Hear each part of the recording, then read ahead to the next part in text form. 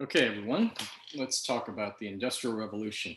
Very important revolution going on in Europe. It starts in Britain. One of the things that moves European society into the modern age and sort of defines what we mean by modern age as well.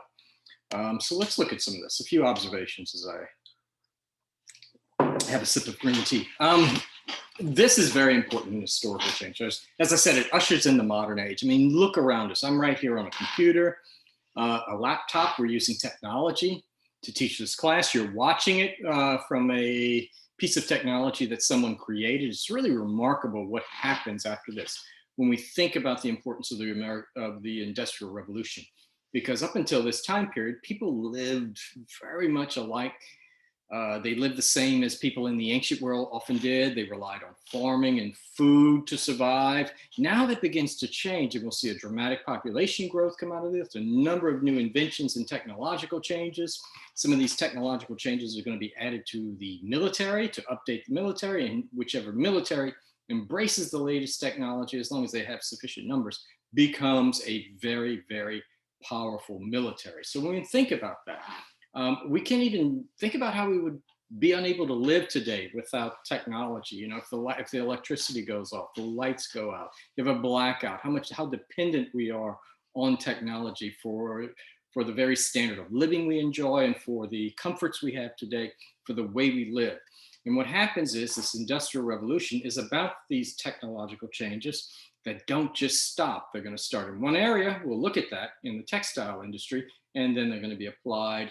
New ideas, entrepreneurs, inventors are going to come along and create new devices for us, for society, some of which don't work well, actually, but those that do survive. And that's why we have such a dramatically different life than people did just a few centuries ago. And one of the things that happens is income increases. Up until the modern age, the natural state of humanity was to live in poverty, was to be poor, to barely have enough to survive on.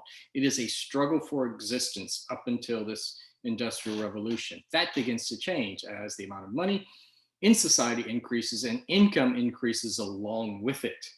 Social relations begin to change. We're entering an age where being a part of the nobility that's privileged based on birth is still very important. The Industrial Revolution is going to change that.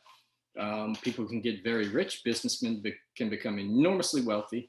They can buy a castle with their wealth in the countryside if they want. They can buy a title of nobility as well if they want. So social relations change. The lower classes, members of the lower class who may have been stuck as peasants for their entire life, may be able to move up in society based on their skills. Imagine if you're a talented peasant, an incredibly intelligent peasant. Your life is limited because you're a farmer. Now, at this time, when you can use sort of your creative abilities and ingenuity, you may have an opportunity to rise in rank in society and accumulate an enormous amount of wealth. So that's what changes. Life itself changes because of this. And it is a revolution, an industrial revolution. Revolution means change, a change to industry and factories and machines and factories, a new form of energy that's going to be required to power these machines. And this revolution in industry revolutionizes all of these areas: transportation, communication, urbanization of society. As cities grow and grow, many pop up, within a year and double their population, then triple after that. They grow very rapidly. Really crowded conditions, filthy conditions early on, but cities become prominent features for a lot of people in society. In fact, most people in the European West and in America live in cities, not in the countryside. That's part of the industrialization that occurs and the trade and global networks that happen. The class structure changes, as I said. We used to have nobles and peasants for the most part throughout the Middle Ages, and some members of the bourgeoisie, the urban middle class, as we would call them. Now, your class status is based on the amount of wealth you have, not the title duke or duchess in your name, but the amount of wealth you can accumulate. And lots of people can become wealthy. And as I said, industrialization takes a while before it benefits most people in society. It's not like it eliminates poverty. It doesn't do that. We still have poor people today, but most people in society today are not poor. And that is a big dramatic change from in the past. So most people enjoy a higher standard of living. It's also during this time that people tend to think of themselves as part of a national whole, a country, so to speak. Nationalism becomes even more prominent. You're English, you're French, you're German, and those ideas are going to be promoted by central governments at that time. This whole notion of the modern nation state is going to come into being. We'll see new countries emerging, like Germany and Italy in particular. And Germany in particular becomes incredibly powerful, and that alters the balance of power, because Germany is going to become ultimately the most powerful country in Europe. And we'll see what happens to Germany and the rest of Europe in 1914 when World War I breaks out. But that last line on this slide is very important. This is the most important revolution that distinguishes us from our ancestors. It's not the ideas that we're going to talk about later. It's not ideologies. It's not changing governments. It's not necessarily the French Revolution. It's this Industrial Revolution. There are some reasons why it happens, and why it happens in particular in Britain first. One of the things among these preconditions, Europe, Britain in particular, has a large supply of raw materials. In Britain, it's particularly the coal that's important in the industrialization of Britain. We'll talk about coal. Britain also has a large population and an increasing population in the 17th century. Families just get bigger.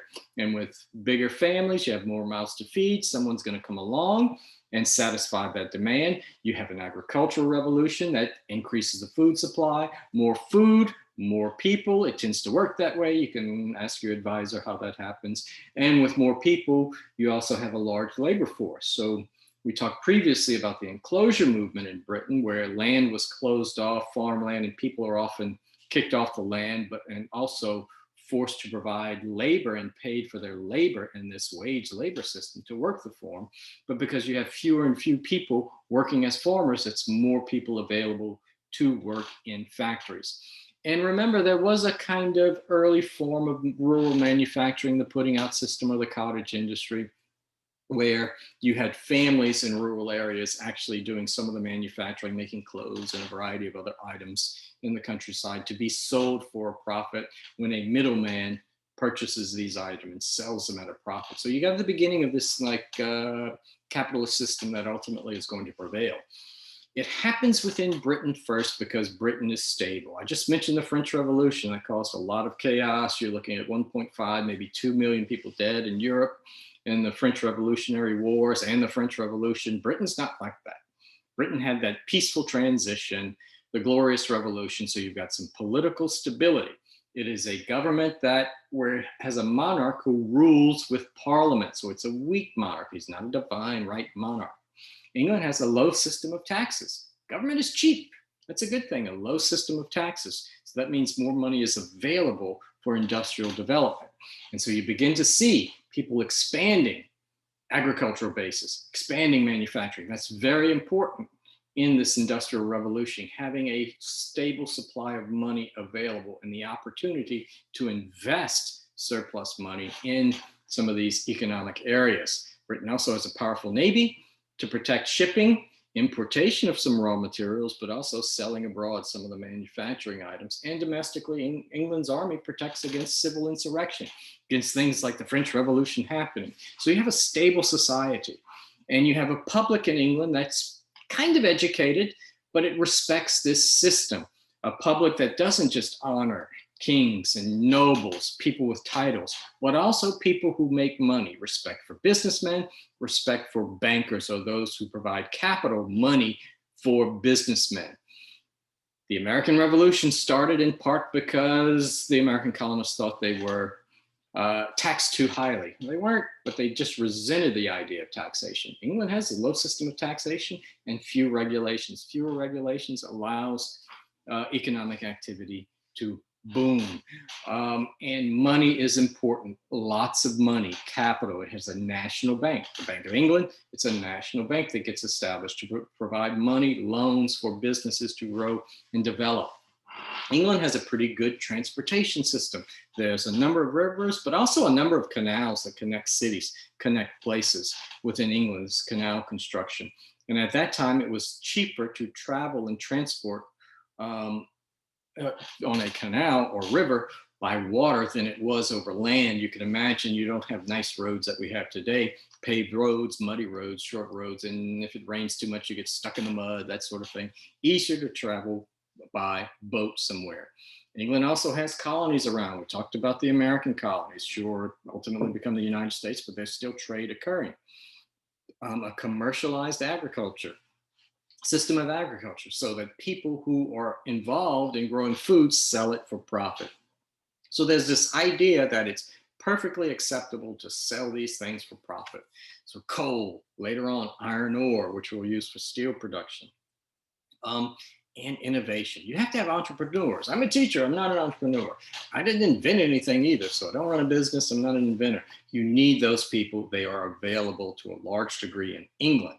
That's important. Also, this sort of entity, a limited liability corporation, that is, you're only responsible for your investment. You know, a company that sort of sells stock. You buy stock, you become part owner, but your only loss is going to be the amount of stock you buy, for instance. You're not going to have to pay personally for all the losses of a particular business. So a number of people who support social mobility, who support investing in corporations because they want to make money, that's important in England. And here's one of the sort of symbols of what the Industrial Revolution does, this sort of structure of glass, the Crystal Palace, major exhibition to show off England as the sort of workplace of the world. You know, look at all the amazing things we created, we've done, look at what we can build, look at all of our inventions. It's a huge, huge building honoring the Industrial Revolution and all the fruits that have developed from the Industrial Revolution. By the way, a lot of American inventors have their contraptions there and their machines there as well. As I said, this Industrial Revolution starts in the textile industry. And when we think of textiles, let's just think of clothes. You're talking about making clothes for people. So when you revolutionize the way clothing is made, that is, you make more clothes, and when you make more clothes, clothes become cheaper, more people are going to have an extra shirt or two. It's a time period when people begin to wear underwear, for instance. Usually just the upper class will wear underwear. Now, when you make more clothes, particularly clothes made out of cotton, you can make a variety of different items, including cotton undies as well, to make your life a lot more comfortable if you're a regular, ordinary Joe, or Joanne, I should say. So cotton, the importance of clothing and cotton, nice cotton. Cotton was king in the South. Remember, during slavery times in the South, cotton was one of the major products produced on plantations by slaves, in farms by slaves, grown abroad. Egypt also supplies cotton. There's cotton going to be available from India as well. So you have a large supply of cotton. What do you do with all this? This is where these inventions occur. They take the supply of cotton and make it cheaper and easier to produce clothing. You know, when you deal with cotton, cotton has seeds. It's very hard to pick. It's very hard to remove the seeds and to make it available for spinning and weaving. It's done by hand, and it's often done in the cottage industry in rural homes. And there you can see slaves picking cotton. And here's sort of an image from a museum in England about the cottage industry. But a number of people come along and create new devices that improve the spinning and weaving of cotton into yarn and thread. And here is one, the flying shuttle. There it is, John Case, his flying shuttle. It doesn't stop there. James Hargreaves, spinning Jenny. Richard Arkwright, a water frame. It lets you know it's a water frame. It's a better device, but it lets you know it's going to have a new power source, powered by water, whereas these are powered by people. And then a mule, which combines some of the best aspects of the water frame and the spinning Jenny. So it's not like people invent something and it stops there. What iPhone are we on right now? And what iPhone will be available within 10 years? You know, think about that. These things continue to get improved. And one of the key inventions at this time, and it's a wonderful invention, the cotton gin, which makes it easier to separate the seeds from the fiber, invented by Eli Whitney. It's also an awful invention because it solidifies slavery in the South. It's one of these inventions that makes cotton profitable and worked by slaves. So it's a great invention and a horrible invention in regards to slavery. And again, More invention. Look at this. You could see from this image a power loom being worked by a female in a factory, women in the factories here. You can see. So what's happening, new inventions occur. Some of these things get really big, so they have to be housed in a factory. They can't be housed at home. And if it's a water frame, it has to be located near a water source. So you have factories that pop up near water sources. And what businessmen do is often buy a bunch of these devices and put a bunch of them in one enclosure. That's what we call a factory. Factories, by the way, were not invented in England. They've been around before, but you can understand how, with the development of these machines, you would see more and more people who want to produce more and more goods for sale. They would buy them up and put them in factories. So factories develop. And the importance of factories is that you can have a lot of these different devices. You may have started with some of the earlier ones, but you get the bigger and most latest machine that you can and build a factory. Early on, you used a lot of children, including a number of women involved. Adult men really didn't particularly care to work in these factories, but that's going to change. If you don't work, you don't eat. This is not a time period when you can go get welfare or an EBT card or something like that. You have to work to survive. And when there are fewer and fewer jobs available in rural communities, people move to cities. Sometimes entire families move to cities and work in these factories. Early on, it is a difficult existence. Charles Dickens, if you read your Charles Dickens, he's pretty right about what happened in early industrialization. It is not a nice time to be working in these factories. You've got long hours, they're filthy, it's dangerous, many people are injured. You get injured on the job, you're not gonna be able to take time off or anything like that and keep your job. There's no workman's comp or any stuff like that. You know, people die on the job. So difficult conditions for very little pay. 16-hour days are very common, 6 days a week, 16-hour days, 6 days a week. And if you don't take that job because of overpopulation in some of these places, someone else will take that job. So energy sources, new energy sources, that's a key development when we think of horsepower. You know, what was the energy source on a farm? People, or a horse, or a mule, or something like that. And when you have like water wheels, you have a water source that limits where you are. So you're looking for new energy sources. Now factories can pop up wherever because energy sources can be brought to factories. But if your prime energy source at that time was water, you were limited in where you could locate. Now, the new energy source that's going to emerge is going to be steam. Steam, because England has enormous amounts of coal, which will be used to produce steam. It takes some time to develop a machine that can do that. One of the things going on at that time is coal wasn't as widely used as wood. Wood was used widely. You build homes, you cook with it, you heat your homes with it. And what's going on, there's a lot of deforestation occurring in England. So with the switch to coal, you actually save the forests of England. And it's not until someone comes along, a guy by the name of Thomas Newcomen, who develops a steam engine primarily to pull water out of coal mines so you can dig deeper and deeper, that you get this steam engine. It's kind of crude, it's huge. James Watt is going to look at this steam engine later on, test a bunch of different devices, and finally come up with a better steam engine to power these machines. Steams don't just power these nice machines that weave and spin, they also power other machines. You've got steamboats around, so that's going to revolutionize travel by sea. And also locomotives, trains. George Stephenson, who builds a locomotive, calls it a rocket. Goes about 16 miles per hour. That's a bit of an exaggeration there, but for that time, it's really a remarkable device. Now, of course, we have high-speed rail. We have jets that'll get us all over the place. You know, it's really remarkable, this sort of revolution in transportation. And with the development of locomotives, you can locate factories in different places and transport goods over land now using railroads and trains. The first two cities, two big industrial cities and two big soccer teams today that are rivals. Actually, Manchester has and Liverpool have a couple of popular teams. Everton's in Liverpool as well, and Manchester City. But Liverpool and Manchester, these two big industrial cities that are connected by railroad. There's Thomas Watt as well, his device. George Stephenson's rocket, look at that thing. You know, obviously they get better and better and better. One of the things going on, it doesn't just stop with clothing. As I mentioned, all sorts of things are going to be produced in large amounts. They become cheaper. People who make money have a little extra spending money. They still tend to be a bit poor. The benefits of industrialization for most people aren't until after about 1850. It's very difficult. There's early generations that work in these factories, but things get better.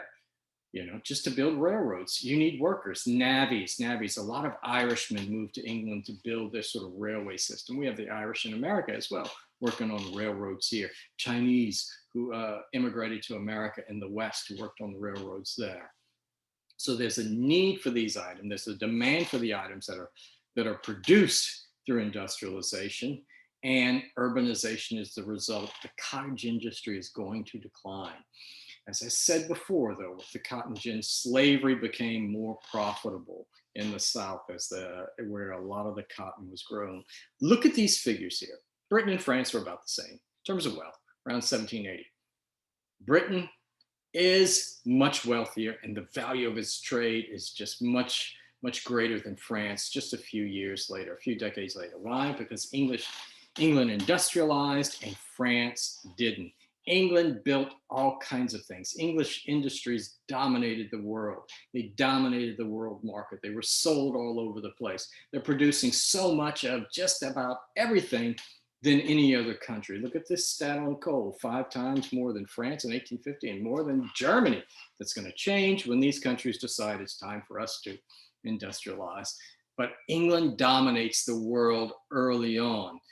Its population, because of the decline in prices, you can feed more people, you can clothe more people, and when you feed and clothe more people, they end up creating more people themselves. It's not until the modern age where we have concepts like, particularly among fairly well-off middle-class, upper-class people, about family planning, which means you are planning to have a small family, a couple of kids, and that's it, something like that. That's a modern thing. Remember, at that time, there's no reliable birth control at that time. There's the withdrawal method. Some of the upper class used condoms and reuse them, not to sort of gross you out about that, but there's no reliable contraceptive. That's something that happens in the modern age as well.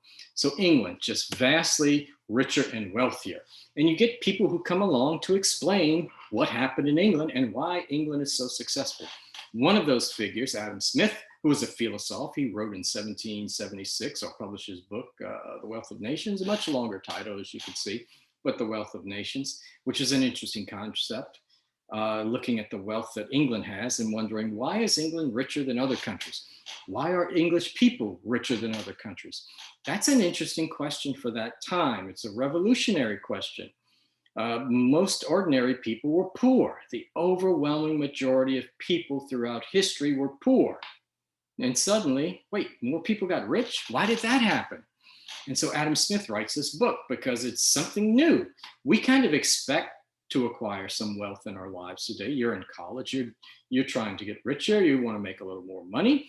That clearly wasn't available to most of the peasants throughout history. So he writes, what makes people rich? What makes countries rich? That's a brand new topic. He's often called the father of capitalism or the father of economics.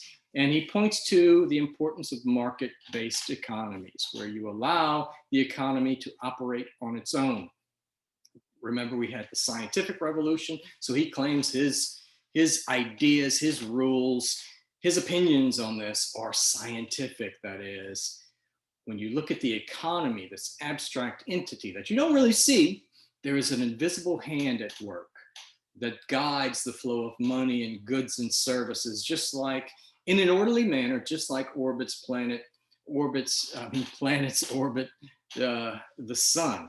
And he says, if you leave the economy alone, chances are the people will benefit, the economy will benefit, wealth will increase. And so he says these laws, just think about it, apply reason, and you understand the law of supply and demand. If somebody demands something, enough people demand something, there will be someone around who decides to get it to us, primarily because they want our money. They will create what we want and separate us from our money. The supply will go up, but when the supply of something goes up, generally the price goes down. So that gives you more money to buy more things, additional things. So someone's going to come along and satisfy us that way. What he says is government should be really uninvolved in the economy. Leave the economy alone. Cut out regulations. Don't protect monopolies. Those sorts of things, which a lot of governments did at that time. At that time, let the free market prevail, and let self-interest prevail. Self-interest, it kind of sounds like selfishness. Self-interest. Let consumers decide what they want, how much they want, how much they want to pay for it, what color they want, instead of letting government decide for individuals. And he says, when you allow individuals to pursue their own self-interests, they will benefit the economy as a whole and benefit others just because they want something for themselves. It sounds kind of like selfishness, and it's a weird kind of idea. Adam Smith views himself as a moral philosopher. And when we think of self-interestedness or selfishness, we don't think of that as necessarily a moral quality. But for instance, I'm in a home, recording this from a home that I had built. I'm on a computer here. I'm looking at the home around me. It's not like I built this house just because I wanted to employ some roofers and carpenters. I don't even know who built this house. But because I wanted a house, self-interested in owning a house, I then allowed for roofers and plumbers and carpenters and a host of others, painters, to earn money because I was willing to give them my money just so they would satisfy my personal needs for a house that I wanted. And that's what Adam Smith is saying. You may not think that you're acting in a moral way, and you probably aren't. It's just self-interested. But because of your self-interest, you are actually benefiting other people and society as a whole. That's what free market capitalism says. Now, we don't ever have there's no economy that I know of ever without any regulations, that sort of thing. So it's sort of an ideal. And even Adam Smith promotes things we think like progressive taxation, some regulations, very little though. And there are these moral questions, as I say. Is this a justification for businessmen to be greedy? That's not what he's really arguing about. Businessmen have to satisfy our interests in order to make money, and they shouldn't be protected by the government if they don't make good business decisions. You don't bail them out. Let self-interest prevail. When he says it works better for poor people, for others, benevolence, charity doesn't bring people out of poverty.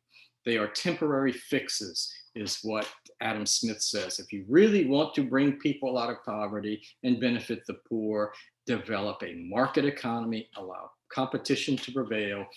Farmers don't grow food just because they want people to not go hungry. They grow food for self-interested reasons. They grow food to make money. That's what Adam Smith says. So he actually says, yeah, it is moral. Self-interest is moral. But it does lead to some other thinkers looking at things. Adam Smith said government shouldn't be involved in the economy that much. And Adam Smith says, this is what you do if you want to create wealth in society and allow people to accumulate more wealth. Well, Thomas Malthus, another economist at that time, is looking around and wondering, why are people poor still? Why do we still have poor people? What's going on? Well, he notices that some things have declined. The number of wars, the number of famines have declined, disease has killed fewer people, and so that leads to population increase. And what Thomas Malthus says is that we're going to face a troubling future. We have so many more people who are surviving and also reproducing that we're going to have an issue where we have limited food supply. What Thomas Malthus says is you can only grow so much food for so many mouths. And it's easier to produce more people than it is to increase the food supply. And so he says you're going to reach a breaking point where more and more people are on the verge of starvation. And it gets to this question. Are the world's resources finite? Do we have a limited amount of this, a limited amount of that, a limited amount of food that we can feed people? Thomas Malthus seems to think that we do. And what he advises is, one of the things he says to people, and by the way, he's deeply religious. He doesn't necessarily like telling him this, but he says one of the reasons why he might look at a large family, a family with a lot of kids, and they're struggling to find enough food to eat. And he would tell them, that's your own fault. You had too many kids. Practice some moral restraint. One of the things to do is have fewer kids. You know how that happens. Marrying late would be one way that you would have fewer kids and fewer mouths to feed, so you wouldn't be in that condition. So notice what he's saying. Adam Smith says government shouldn't regulate the economy. and that government should get involved. Adam Smith was very concerned about charity as not being productive, but unproductive ultimately. Thomas Malthus says the same thing. If charities come along to help poor people, it's just going to give them more food. And what are these people going to do? Well, they're going to create even more poor people. So quit giving them charity. It's that idea. Sounds kind of immoral, or maybe, different. You might have a different sense of morality than that, but that's what he's telling people. Think about your own status and how you better create a situation where you have fewer mouths to feed. He's basically telling them it's your own fault. And we're going to see a number of people who come out of this and say government shouldn't get involved, because when government gets involved, it makes the situation worse. For instance, if there is a drunk man in the gutter or something, should government get involved and help out the drunk man? No, say some people at that time. That's exactly where drunk people are supposed to be. Don't become a drunk, that sort of thing. That sort of idea. Another economist at that time, you can begin to see why some people call economics the dismal profession. A guy by the name of David Ricardo, who talks about an iron law of wages. An iron law of wages. Why are people making so little money as factory workers? And his argument is that the too many of you. Businesses don't have to compete for you. If you don't take the job, there are a ton of people willing to take it. So if there were just fewer of you, maybe marry late, have fewer kids, you would have higher wages. And this is sort of the line of reasoning he uses. When there are fewer workers, businesses have to compete over hiring those few workers, so they have to pay more money. When they pay more money, they make more money, people get better things to eat, it makes them healthier. When they're healthier, what do? They go around and have more children, more workers, lower wages. He says it's this endless cycle. What you need to do is stop reproducing so much if you want higher wages, or become a skilled worker with a skill that is in high demand and is held by few people. Think about how this works. Unhealthy workers, few return to the top. So it's an endless cycle. Have fewer people. Now, the thing about Thomas Malthus, he doesn't understand that we have mechanization of the farmland. That is, the Industrial Revolution comes to food production, and now we can produce tons and tons of food. We can go to one of these mega stores and buy a big 10-pound thing of Cheetos or something, right? Good, healthy food. We have more and more food available to feed more and more mouths. So he didn't understand that. Food supply is not the issue. We don't have famines. We don't have people starving to death around the world in massive famines because of a lack of food. It's generally some sort of government policy that leads to a lot of that. Same thing with Ricardo. What he doesn't realize is more and more people, as the economy expands, it's actually going to absorb more of these workers. And then you're going to have differentiations among workers with various levels of skills. And if you're a worker at this time, what do? You're being replaced by machines, they think. Machines do the work of a number of people. And so what do? You're paid very little. What you have are a series of riots and labor unrest. Some riots are called the Luddite riots, where workers go into factories and just destroy machines. They think the machines are putting them out of work. And so they destroy the machines. It's not going to work. That's not a proper response to this. It's not going to prevent the use of machines. We're not going back to the Middle Ages where we just work on farms. Even today, in the digital age, that's a bit of a concern for some people looking in the future. Who knows what's going to happen, but are we going to be replaced? What jobs are going to be replaced by robots, for instance, in our digital age? Also at this time, it was hard being an urban worker. It was brutal. It was difficult. Death was on the horizon. You were often sickly and diseased, unhealthy conditions that you lived in. So we can look at some of that stuff. What happened? People got enormously wealthy. Successful businessmen got wealthy. We also begin to see a new middle class of people who aren't upper class, but distinguish themselves from urban workers because they may work in middle management. They may have some property. They have higher salaries. It's a smaller group in society, but it's going to continue to grow. And then in Europe, you'll have a large industrial working class. Lots and lots of people. Most people in urban cities are in the working class. They lived in filthy conditions, worked in difficult conditions. They were often paid very little. It was just filth where they lived and worked all around. Cities are polluted. The air is not clean. Few toilets available. It's not until later in the century, 19th century, that you get some sort of indoor plumbing and a flush toilet. You would often have some of these urban areas where maybe 150 families shared an outhouse. That's horrible. You can imagine where the outhouse really is. It's wherever you are, you relieve yourself. So these are filthy, filthy conditions. And with horses around and other animals, that even adds to the filth. What did they eat? Whatever's cheap. And they drank a lot of alcohol, but a stimulant like tea and then alcohol and lots of potatoes. But they're at the mercy of Mother Nature in this sort of unclean environment. Diseases just spread rapidly. Diseases like waterborne cholera or something, and just because of the filth all around. And it's not unusual to understand that there's a lot of abuse occurring and a lot of crime in these urban areas. As I said, difficult work day, 16 hours a day, not unusual. Can you imagine that in a coal mine? Even for children in a coal mine, because in some of those small old mines, you need children in there. For women working in a factory, women who are pregnant and about to give birth, you think they have some sort of family leave going on at that time? No, they don't. And what you have are men and women mixing in these societies. So we're going to see when you have young men around, young women around, and particularly when you don't have the sort of cultural patterns that you have in the countryside, these young men and women, you might drink a little bit and you know what happens, and all of a sudden the woman gets pregnant. And that's very common at that time. Illegitimacy increases dramatically. But these urban areas, it says, look at this death rate right here, and read over this slide, but look at this death rate. In Britain, 1 in 45, in Manchester, 1 in 20. Manchester is one of these urban industrial cities. That is not a healthy life that you're going to lead living in Manchester if you're a member of the working class. And these things, violence, promiscuity, are widespread. When you look at the European situation in these urban centers, we're looking at perhaps a 50% illegitimacy rate, or women giving birth who are unmarried. Think about that. That's extraordinarily high, but you've got a mixing of young men and young women in these conditions. There's the shock city of the Industrial Revolution. That would be Manchester. But let's remember, life wasn't all that wonderful on the farm. Living on the farm is also a difficult life, and people really didn't lead a lot of live long lives at that time. And what did you have on the farm as well? You had lots and lots of alcohol. So let's not idealize life in a rural community as though it's something we see in a painting where everybody's happy and well fed.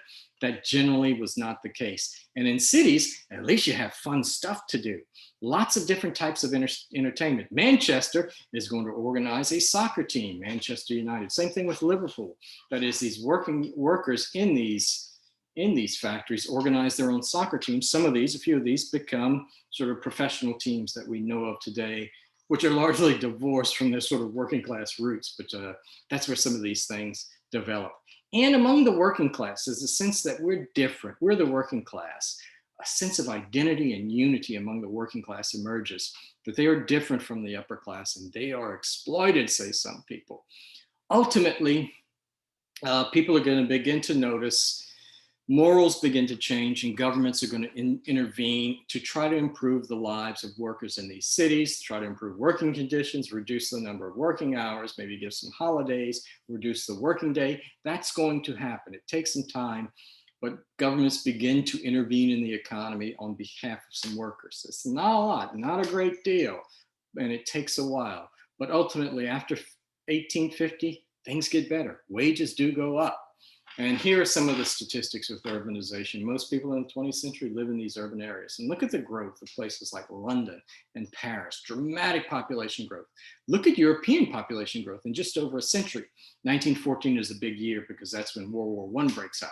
From just over 200 million to 480 million in a century. Europe had a vast population. Europe is going to be industrialized. Europe is going to be an economic powerhouse.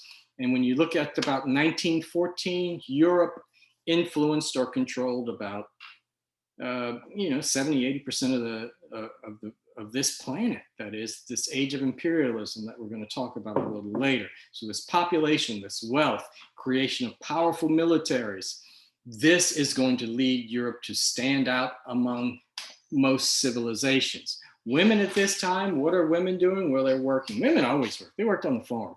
Working class women work in factories. They work in homes. Remember the high illegitimacy rate at that time.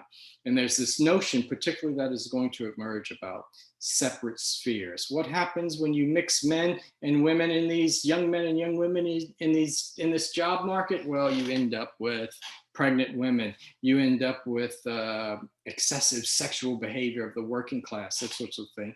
And you end up with moral reformers looking at some of this. So you begin to see some of the middle class women, and we'll talk about middle class women, who look at this and say, you know, we need to separate the sexes here. Women and men should occupy separate spheres. Part of it is to control sexuality, but part of it is that that's what they believe. Women should be at home with the kids. Now, it's easy if you're middle class. Middle class women tend to do not work. They became social reformers in their free time. They stayed home. But this idea that men and women, men are fit for this sort of job and this place in society, and women are fit for something else, that's going to change in the modern age with the feminist movement. Now, what's going on?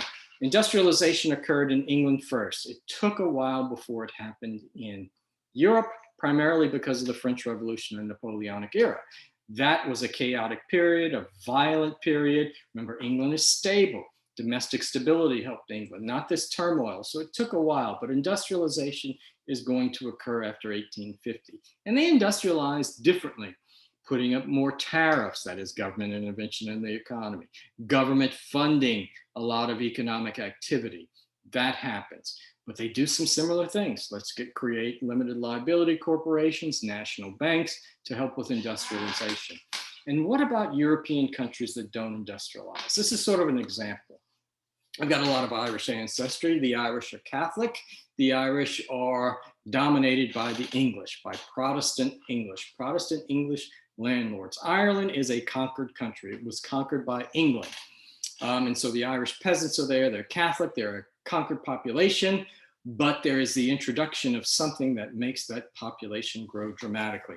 That is the introduction of the potato, a new world crop into Ireland. And we think of Irish potatoes now. The potato is a staple of the Irish diet. Just like someone in France may have bread on the table, the Irish are going to have potatoes on the table. That's sort of part of every meal. And with the introduction of the potato, you needed to own only a little land, and you can grow enough potatoes for you and a big family. It's not odd, it seems kind of bizarre, but Irish men would often eat 10 pounds of potatoes a day. You know, that seems like an enormous amount, but remember, they're working hard outside. And so the population grows in just over a century, more than doubles from 3 million to 8 million. And then the potato famine hits.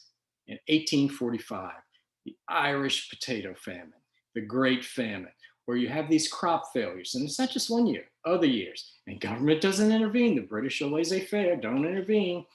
And millions die and leave Ireland. And it has a devastating effect on the population, killing people, making them susceptible to disease because they don't have food to eat. And it makes many flee. Many come to America as well. The Irish Channel in New Orleans, the Irish outside of Boston and other parts, you know, so Ireland itself has a dramatic population decline. Notice what was going on. The century earlier grew, more than doubled to 8 million. Century thereafter, or actually just over about 65 years, the population that was once 8 million had declined by almost 4 million. It was about 4.4 million in 1910. That's because of the Irish potato famine. It was devastating to population growth in Ireland. And so when we think about the consequences of industrialization, today, if you are an industrialized society, you are less likely to have a famine. You are a wealthy society, you probably have industrialized agriculture, you can grow enough food. And if you don't grow enough food, you're wealthy enough to buy food from somewhere else that it's grown. What we see with famines, they tend to occur primarily because of government actions, but also they occur in agriculturally based societies as well, societies that do not industrialize. So Ireland, there's much more to it than that, but it represents sort of a possibility of what can happen to a country when it does not industrialize. And we'll stop there.